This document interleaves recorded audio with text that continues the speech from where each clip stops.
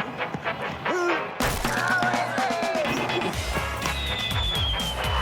what a catch! LBW, first ball. Tremendous catch, tumbling forward. From the BBC World Service, in association with ABC and Akashvani, this is Stumped. Hello and welcome to Stumped, your intercontinental hit of news, features and debate from the quirky world of cricket. I'm Alison Mitchell in what's been a very wet Cardiff as I'm starting to follow the men's T20 international series between England and South Africa. South Africa, of course, were finalists at the last T20 World Cup, and the next one is, about 5 months away now, coming up in February. So all eyes really on who the form team might be, shaping up as we head towards that.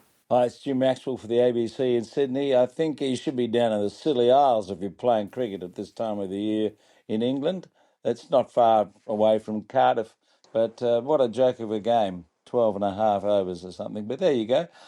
Maybe next time it'll be a bit finer. In Sydney, in Australia, most of the interest around cricket as we get to the end of the footy season is, will Pat Cummins play? More of that as we go. I'm Charu Sharma for Akashvani, back home in Bangalore after finishing up with the Kerala Cricket League. But of course, there's no rest for the wicketers, so I'm going to be running away very soon to Delhi to help a friend out with a sports broadcast, and then off to another voice conference in Jaipur, where we hope to do a session or two. But of course, we'll all have to keep one eye, at least, on the Asia Cup. Indeed. You never stop, Charu. Coming up on the programme, we're going to be hearing how Sri Lanka's women are preparing for the 50-over World Cup that starts at the end of this month. But it is tournaments aplenty, because first on the programme, after months of uncertainty, the Asia Cup is underway in the UAE. There had been doubts over the tournament and speculation as to whether India and Pakistan would play each other in the wake of the cross-border tensions between the two countries back in May that disrupted both the IPL and the Pakistan Super League. Well, the two sides are due to face each other on September the 14th, the first of a potential 3 meetings in the tournament. This edition of the Asia Cup is a T20, by the way, as it aims to lead into next year's T20 World Cup to be held in India and Sri Lanka. Now, Charu, at the captain's pre-tournament press conference, every move by the India and Pakistan captains, Suryakumar Yadav and Salman Agha, seemed to be scrutinised to the extent that there was almost this sort of handshake gate moment. But how is this boding for attention on them and the rest of the tournament? Well, it's certainly given a lot of grist for the mill here about why is Yadav shaking hands with the enemy and so on and so forth. So the media has been all over it. I don't think the cricketers, they're overly concerned, because, the sport after all, as far as they're concerned. But yeah, in India, it's led to a lot of comment about why is India even playing Pakistan at the Asia Cup. I mean, that controversy is still raging. And a large section of the population seems to think they shouldn't. And of course, those who are sporting minded say, well, it's not a bilateral series.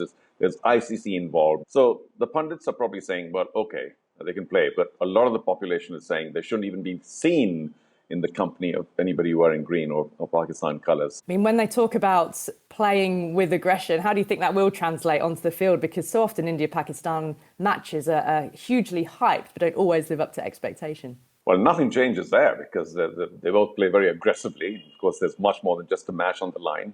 And whether, Jim, you like it or not, it is the biggest international rivalry, as has been proved several times in the Pakistan matches. But form would suggest that India are likely to do well. Regardless, the team that loses, as we know, will face a lot of flack and criticism, and the public's going to get after them saying you've let the whole nation down, it's not just a cricket match, and so on and so forth. So there will be that tension. But both play very aggressively, and I don't think it's going to transgress any lines, because in a sense they all know each other quite well. But this match hasn't sold out, which is curious. Normally India-Pakistan matches, fly off the shelves.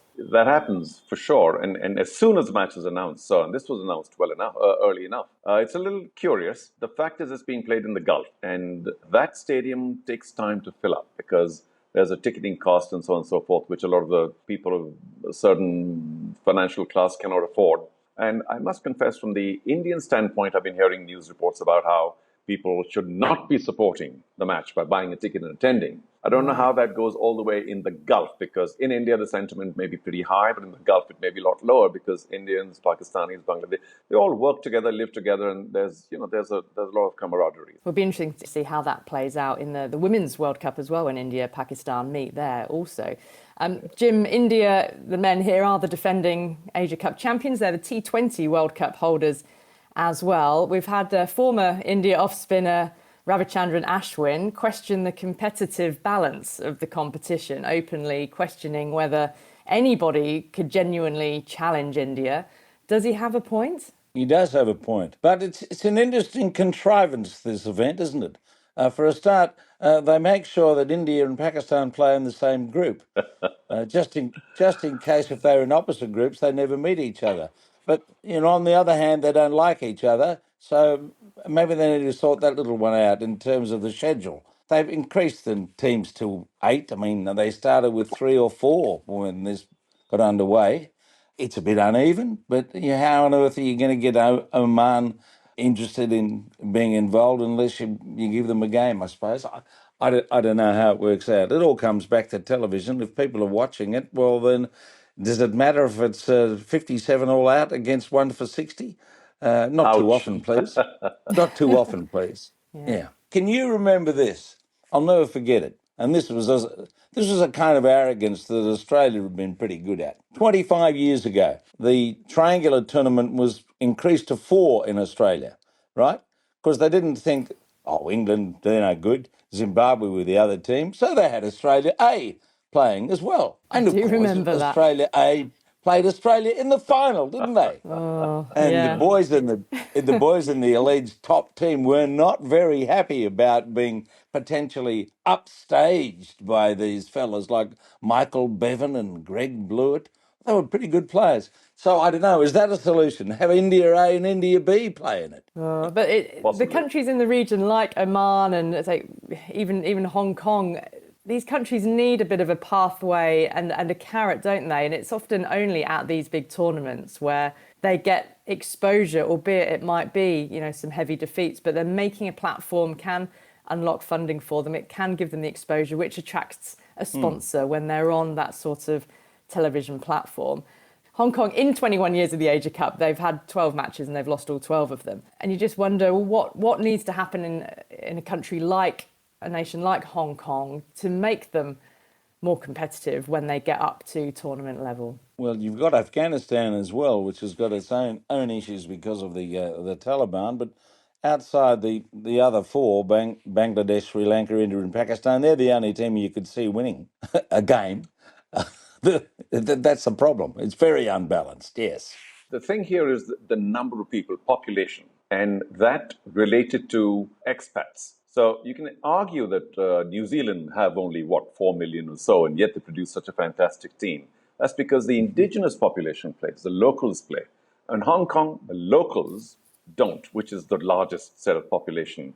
Similarly, in Oman, the locals don't, the expats come. The expats are minimal in terms of numbers. If they're going to make up your team, obviously there's virtually no choice. It's only people from Asian origin, largely in the West Indians, who play. And that seriously reduces the numbers that come off for selection. So I do think cricket will take off in countries where the local population plays. I believe the Japanese, the locals, if they start playing, as they have, they've made some ACC tournaments, etc. That's the way forward. But you can't force feed that, can you? I mean, you can only hope for the best in terms of pushing the game and hoping that the locals take to it. Yeah, and that requires development, doesn't it? From the ground up, it's getting cricket in schools, having that club infrastructure, encouraging the locals to play, and also then crucially having facilities to support that. I know even amongst Netherlands cricket, that's quite a thing for them. They're playing on matting wickets. It's having ground staff who have the knowledge and the expertise in order to develop and then maintain cricket grounds of the quality that they'll then face, at that top international level. So it's a challenge for all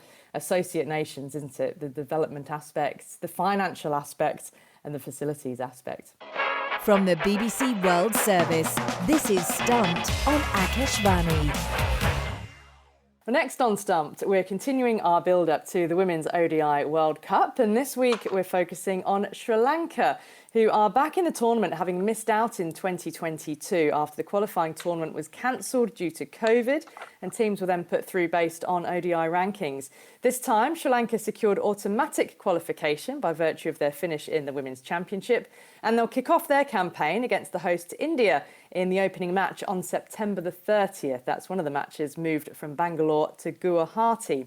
Well, let's find out more with Sri Lanka cricket journalist Estelle Vasudevan, who covers the team closely. Welcome to Stumped again, Estelle. Good to have you back. Thanks so much for having me, Alison. It's great to be back on the show. Now, Sri Lanka, as I mentioned, back in the tournament for the first time since the 2017 edition. So what's been happening in recent weeks? How's their preparation going? Well, I would say preparation hasn't been ideal because Sri Lanka has not played international since May of this year when they featured in a tri-series alongside India and South Africa. So in terms of, actual match preparation, they haven't really had too much going on.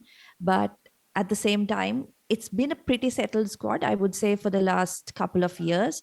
So that will be probably what they look at in terms of, looking at the experience they have and players who featured in big games over the last couple of years. But certainly not the type of preparation you'd want coming into a World Cup, particularly, as you said, after having missed the last competition. Yeah, so it's been a reasonably settled squad. They've announced their squad for the World Cup now. Were there any surprises in there? No, I don't think so. I think we did see a few players who had performed really well in that tri-series that I mentioned being included in the side. So a couple of youngsters, I think close to 5 or 6 who haven't played a World Cup or an ODI World Cup before, because obviously there's been a big break between Sri Lanka featuring, right? So I don't think there were any massive surprises.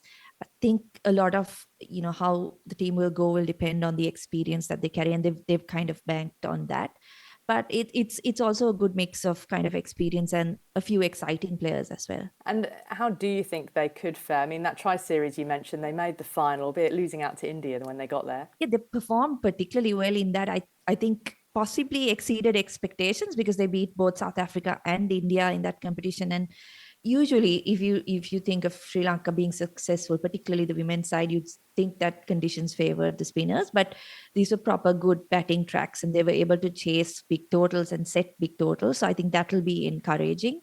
In terms of what they would expect from the tournament, I think getting to the semi-final would be a massive achievement, but they will want to spring a couple of surprises. That will be, I think, their main aim. But as I said, making the semi-finals would be massive for Sri Lanka. Hello, Estelle. Jim Maxwell in Sydney. What surprises do you think we can see from Sri Lanka in the way that they've featured in this tournament? And what have they learnt from that to provide the surprises? I think one thing they will take into the competition as an advantage is the fact that they're playing a majority of their games at home and at one venue.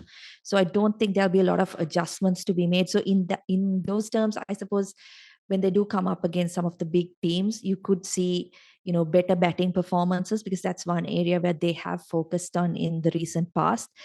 Sri Lanka has been a bit light on the batting in the past, where pretty much been dependent on Chamari Atapattu. But if you look at the last 12 months, I think you've got like 4 other players who've made more runs than her. So that could be a bit of a surprise that they bring into the competition, because they've relied on spinners for many of the, the past years, right? Where you've got the likes of, Karanavira, really shining for them. But this time, if they can get things right, I think the batting will surprise opposition. What about the 20-year-old all-rounder Jimmy Vahanga, second highest wicket taker in that series? How well does her performance bode for Sri Lanka here? I think it's massive, particularly because she is someone who can clear the boundary, which is not something that we've been accustomed to seeing in the Sri Lankan women's team, particularly in that middle order. We didn't see much of her batting in that tri-series, but she is someone who's capable of doing that. And, she's come through the ranks from the age group levels, was a star performer at the Under-19 World Cup a couple of years ago.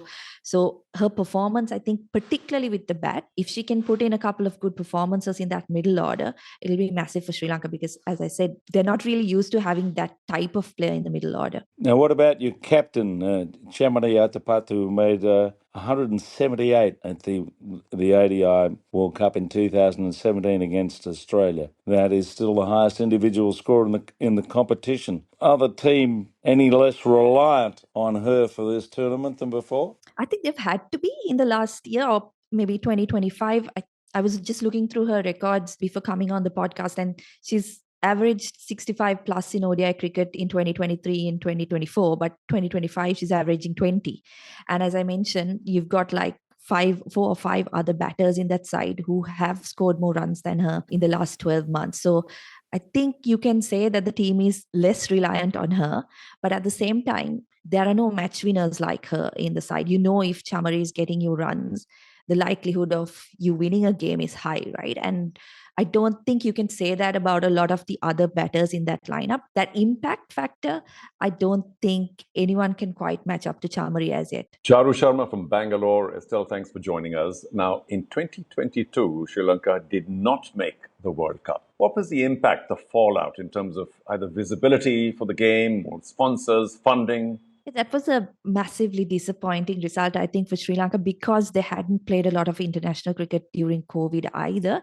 And then to be basically having no way to actually prove that they were amongst the top teams because the qualifier was called off was disappointing. I think since then, since the resumption of them playing, things have gone well. They've had regular fixtures and they've had the tri-series, as I mentioned, that was played earlier this year, massively important for the side. So in that way, I think it didn't have a big impact. I think player wise, it had a big impact because I feel like players pushed a bit more in terms of, wanting more cricket and being a bit more vocal about things like that. But since then, the team has had regular fixtures and has been able to kind of grow from strength to strength. We saw them winning the Asia Cup last year as well. And that was a result of those regular fixtures since that, set back after the 2022 World Cup. I was in Mumbai in 2013 for the Women's World Cup when Sri Lanka famously beat England. So whether they can pull off such an upset again this time, I'm sure that's the sort of result that they'll be looking to target. Estelle, thank you very much for joining us on Stumped. That is Sri Lanka cricket journalist Estelle Vasudevan. Well, that's all we've got time for on this week's Stumped for Akashvani. Don't forget you can follow us on X. We're at BBCWS Sports and use the hashtag BBC Stumped. And watch us on YouTube as well by going to the BBC World Service YouTube channel. My thanks to Charu Sharma, Jim Maxwell, and to all of you for listening. Speak to you soon. Bye-bye.